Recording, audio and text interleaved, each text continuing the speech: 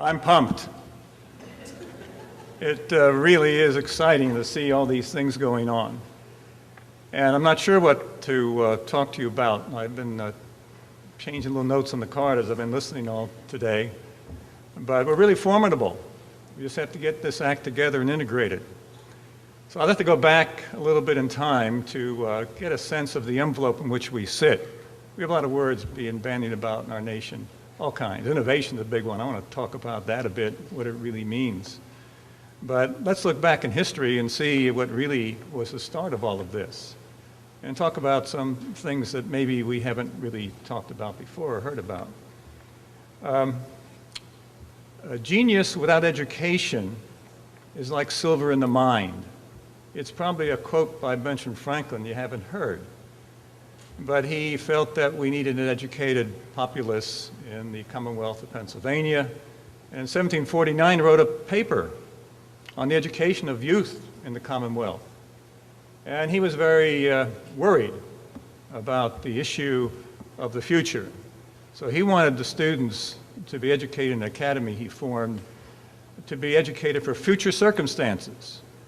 We have an even more important issue before us than just educating these kids to take what we have in hand and move it forward. By the time they grow up, they're going to be faced with things we haven't had before. So Franklin saw this way back, and he developed this academy, and he wrote a wonderful paper in 1749. I talk to everyone about reading that thing. It's a real eye-opener. And he was concerned because the higher education being developed in the colonies had a lot to do with important things, teaching you about the classics and so on. It's focused like that, and make you a person that can go into the society as it was. But he said, no, we need to develop people who can carry the economy future. They must know geometry. They must know astronomy. They must speak well. They must know how to grow things. And they really must know mechanics. Now, who would think that mechanics was back there in 1749? So he developed a curriculum for this, to develop the students in the Commonwealth, everyone, for future circumstances. And he started this thing going.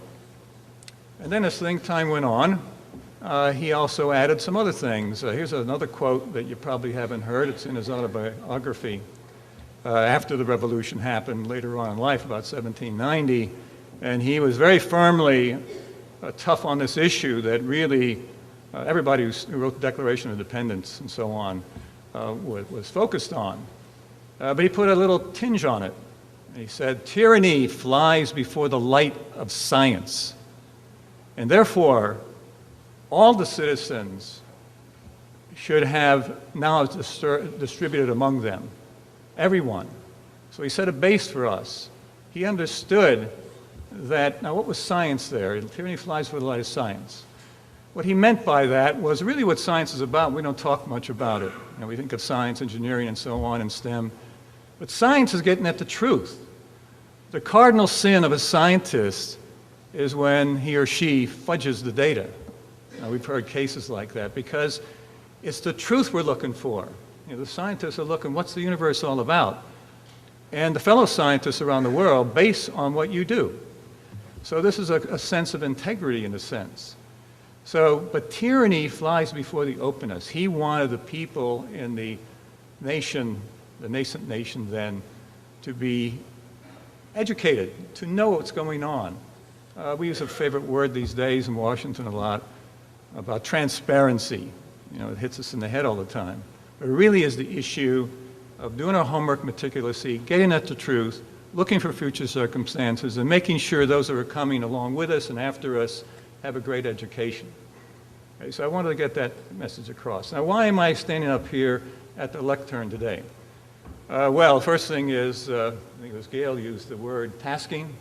Joe Holden tasks very well. So watch out when he's talking along here.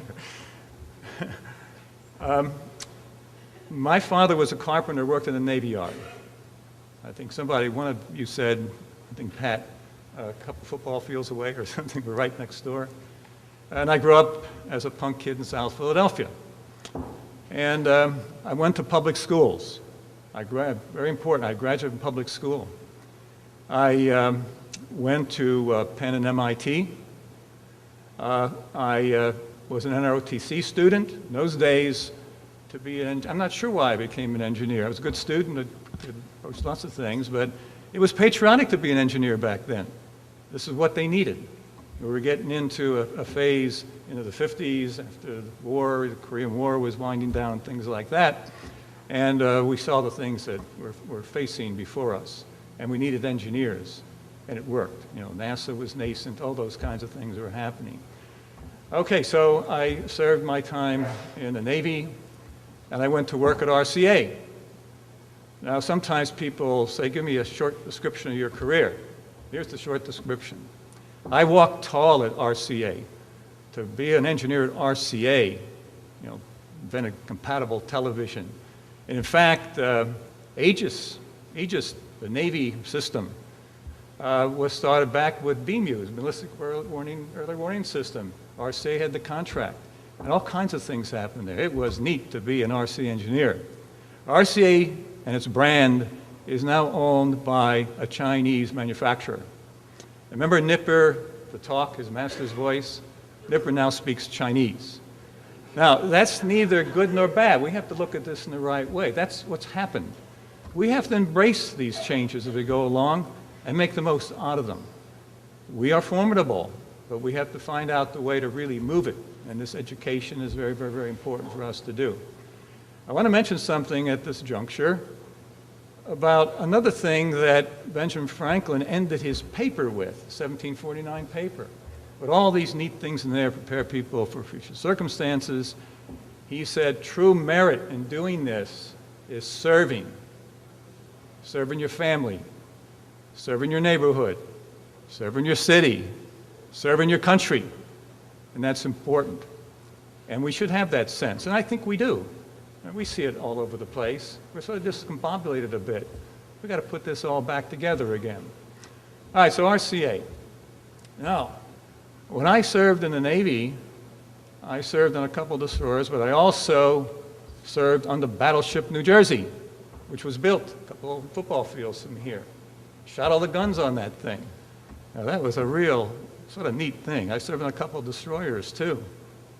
Now, if we move our manufacturing offshore, and Pat Woody, by the way, Pat is a good example of partnership. She's a Drexel and Penn graduate, and we're very proud of her. All right, so she mentioned about, we're not going to get these things built abroad. You're going to have some other nation build our battleship New Jersey. It's not going to happen. And we have to make sure that we have this issue in our hands.